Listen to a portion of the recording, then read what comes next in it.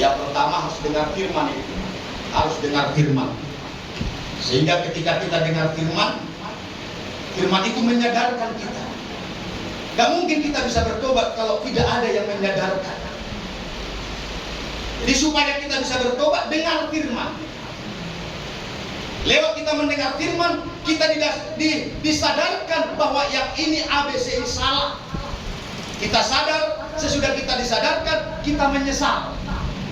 Kita menyesali. Saudara-saudara, sesudah kita menyesal, kita harus mengaku. Mengaku seperti si anak bungsu itu, Bapak Ibu. Seperti si anak bungsu itu kan, sadar dia, menyesal dia, mengaku dia, aku sudah berdosa kepada surga dan kepada orang tua. Kan begitu dia mengaku. Tapi kalau hari-hari ini gampang mengaku, gampang buat salah lagi, ulang-ulang lagi. Ya, namanya nggak bertobat itu. Saudara-saudara. Jadi yang pertama, mengucap syukur menghargai kemurahan Tuhan adalah hidup yang bertobat. Kalau kita hanya mulut kita yang mengucap syukur, bikin pesta. Biasanya mengucapkan syukur itu kan makan-makan.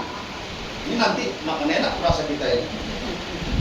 Karena ini bukan ibadah SPTK biasa. Gak tahu tadi yang pelonti juga nanti kurasain.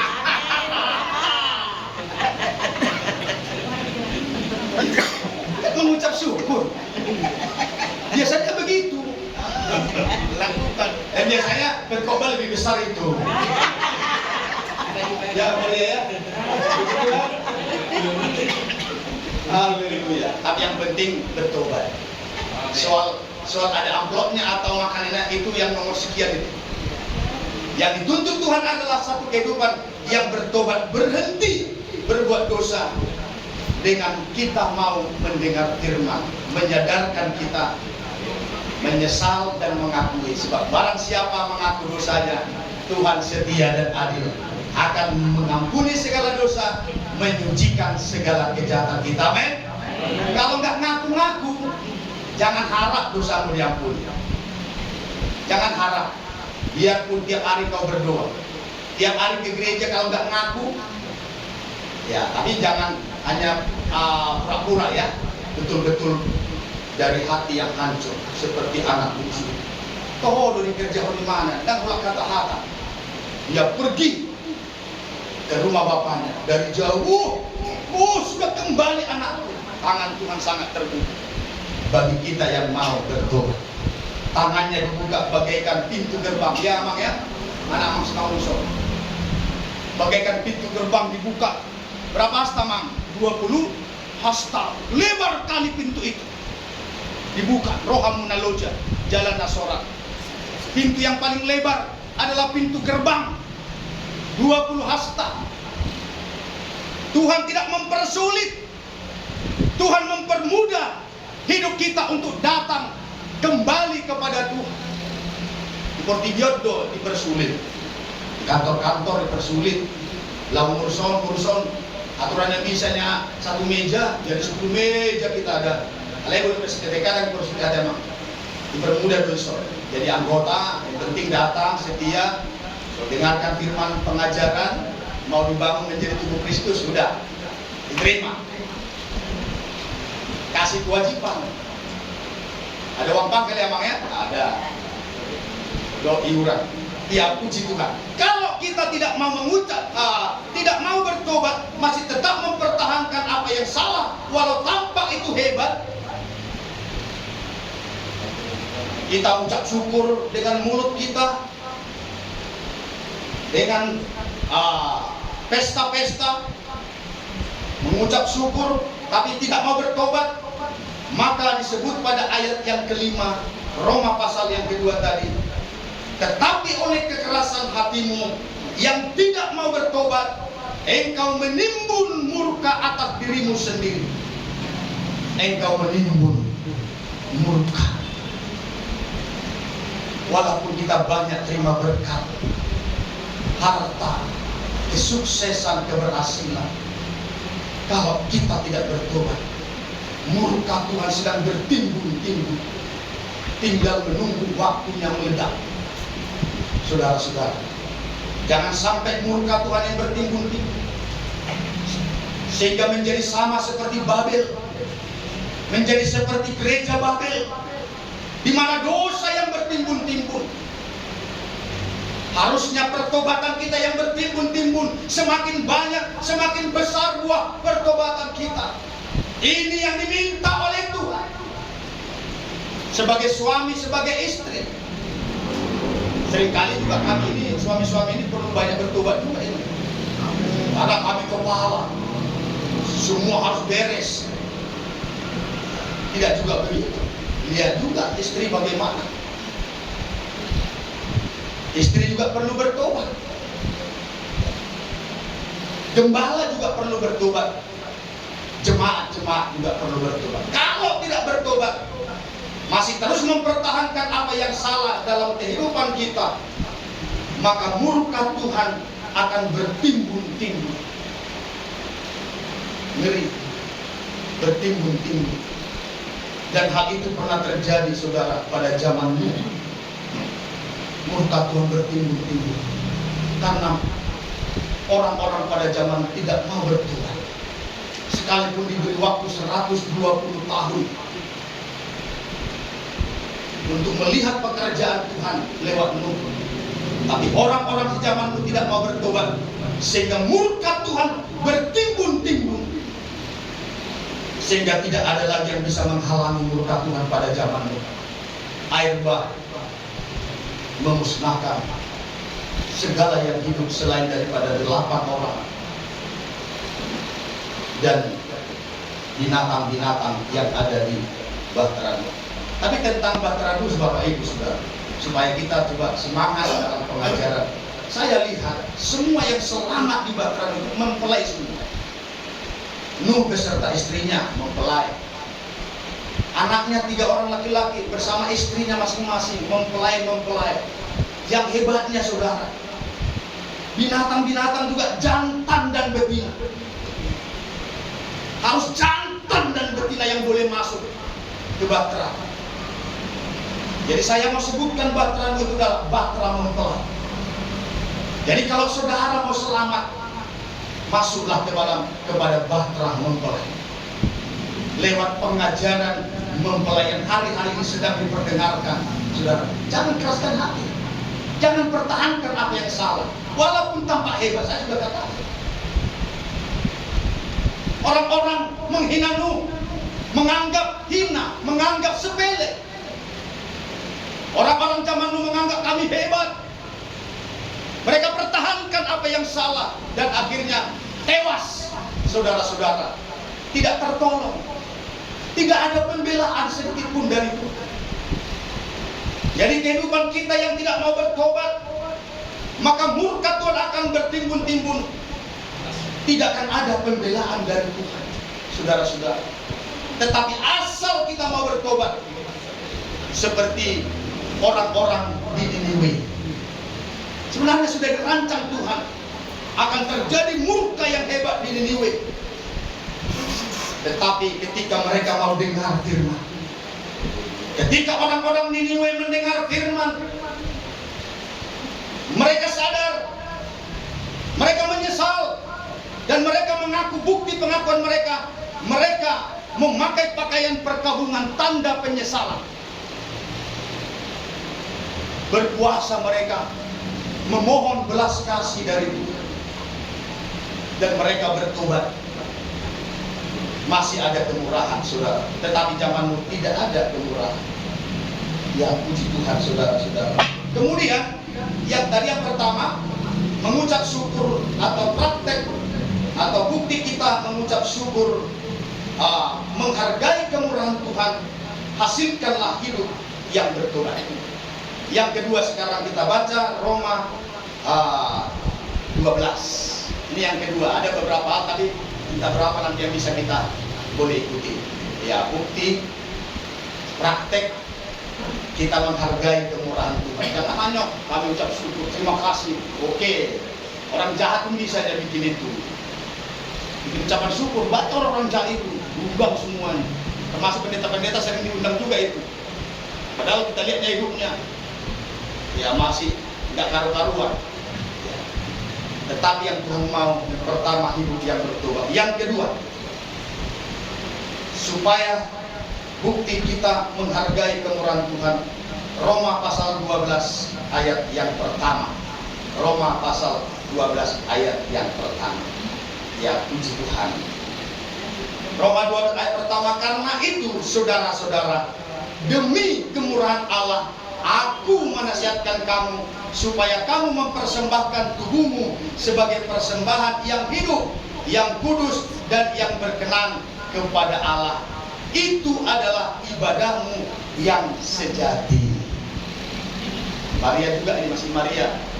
Maria, kau dituntut Tuhan sebagai bukti kau menghargai kemurahan Tuhan yang sudah kau terima, yang hari ini kami rayakan. Kita rayakan ya, hari ini Tuhan menuntut engkau hidup beribadah. Hidup beribadah, tapi bukan asal ibadah. Hasilkan ibadah sejati. Bukan asal ibadah, sekarang banyak kali ibadah. Bingung kita kadang-kadang. Seperti diskotik sudah banyak di dalam gereja. Dengan teriak-teriak,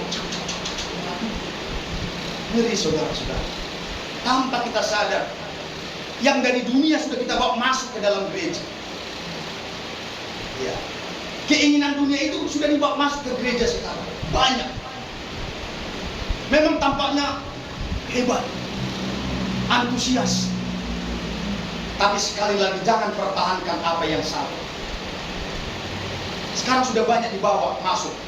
Jangan bawa masuk yang duniawi ke dalam gereja. Firman Tuhan mengatakan matikan. Kan sudah pernah kita dengar anak Pak Pendeta pilih. Datang dia. Saya ingat khotbahnya itu. Matikan segala yang duniawi. Ini sekarang yang duniawi malah justru dibawa masuk ke gereja, menyenangkan jemaat, asal senang-senang jemaati. Hati-hati. Hati-hati. Saudara-saudara yang kasih. Hasilkan ya ibadah yang sejati sebagai praktek hidup kita menghargai kemurahan Tuhan. Saudara, jangan asal ibadah lagi sekarang ini. Sudah mengibadah-ibadah. Hati-hati kita, saudara. Jangan sampai murka yang bertimbun-timbun. Naroha, kita pikir dosa kita sudah diampuni, malah justru bertimbun-timbun seperti gereja Babel. Saudara-saudara, tanpa kita sadari, hanya karena keinginan daging kita yang memuncak, hanya karena kesenangan daging kita, terkadang kita tidak lagi periksa ibadah pelayanan kita, rupanya sudah duniawi. Termasuk juga Bapak Ketua, maaf lah ya, yang healing-healing itu kita kurangi lah ya, itu duniawi. Kita perkecil aja, nggak usah pada tiap tahun kita Pak Ketua. Yang rohani aja lah kita. Bila perlu Pak, si Mangusung 2 hari kita bikin pendalaman Alkitab. Itu lebih rohani. Iya. Padahal kita harus sampai 20 juta loh. Iya kan, 20 juta lebih. Sayang kali, sayang kali uang itu kalau kami bikin. Maaf Tuhan. Supaya kita saling mengisi saja. Baik Bapak Ibu. Jadi yang kedua, bukti praktek hidup kita menghargai kemurahan Tuhan adalah mempersembahkan tubuh. Mempersembahkan tubuh kepada Tuhan. Mempersembahkan tubuh kepada Tuhan. Yaitu beribadah. Demi kemurahan Tuhan, bukti kita menghargai kemurahan Tuhan. Yang kedua adalah mempersembahkan tubuh. Ya, mempersembahkan tubuh kepada Tuhan. Itu adalah ibadah yang sejati. Itu adalah ibadah yang sejati. Ya, mempersembahkan tubuh kepada Tuhan. Saya tidak tahu, saya belum bisa bilang 100% yang online itu. Ya, kalaupun saudara anggap itu beribadah, bagus-baguslah ibadahnya. Duduk rapi, pakaian seperti ibadah, lakukan. Karena mempersembahkan tubuh. Ya, jangan pula kita ikuti ibadah, pakai singlet pula lagi kan, ibadah apa online itu, karena ada sekarang kan. Jangan persembahkan tubuh yang bagaimana, nanti ada yang hidup, yang kudus. Ini kita, saudara-saudara, sebagai bukti kita menghargai kemurahan Tuhan, persembahkan tubuh, ya, beribadah, mempersembahkan korban kepada Tuhan setiap ibadah. Maka setiap ibadah juga kita kan ada korban, ada kolekte, itu korban, mempersembahkan korban. Jadi ya seberapapun yang bisa kita korbankan, kerjakanlah dengan baik, saudara-saudara. Kenapa kita harus mempersembahkan tubuh sebagai satu penghargaan kita kepada kemurahan Tuhan? Karena persembahan yang terbesar dan yang termahal ialah tubuh kita. Persembahan yang termahal dan yang terbesar adalah tubuh kita. Amin. Contoh saja saudara, hari-hari ini ada banyak anak-anak diculik, ya kan? Kenapa diculik? Karena mahal organ-organnya, mahal. Organ-organ tubuhnya mahal, itu secara dunia saja, lahiriah saja. Ya, diambil jantungnya, ginjalnya, macam-macam. Ada yang 100 juta harganya, ada yang 2 juta. Mahal apa enggak 2 juta? Mahal.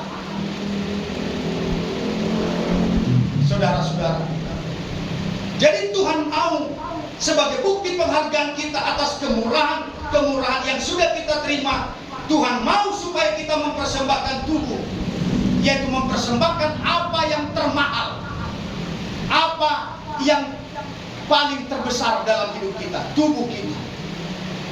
Tapi nyatanya sering kita gagal mempersembahkan yang termahal. Ya, saudara-saudara yang dikasih oleh Tuhan. Nah, jadi untuk bisa mempersembahkan yang termahal dimulai dari terkecil. Amin. Bagaimana mungkin engkau katakan, segenap hatiku, segenap jiwaku ku persembahkan kepadamu. Oh, 1/10 pun kau belum kasih, perpuluhan pun kau belum beri. Bagaimana mungkin engkau bisa memberi seluruh hidupmu? Omong kosong, munafik itu, saudara-saudara.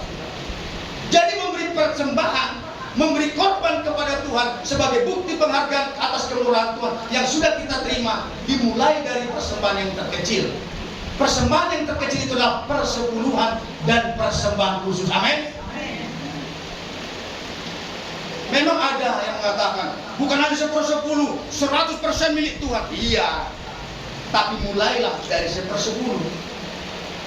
Haleluya.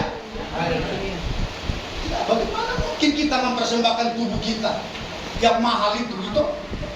Mahal tadi kan tubuh kita, sampai untuk menyucikan tubuh kita, menebus tubuh kita ini harus mati Yesus di kayu salib. Karena saking mahalnya tubuh kita ini, saudara.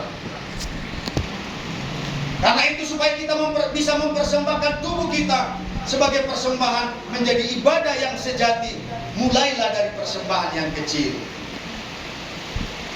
Ya, ayo jangan ada lagi yang gak persepuluhan di sini. Haleluya.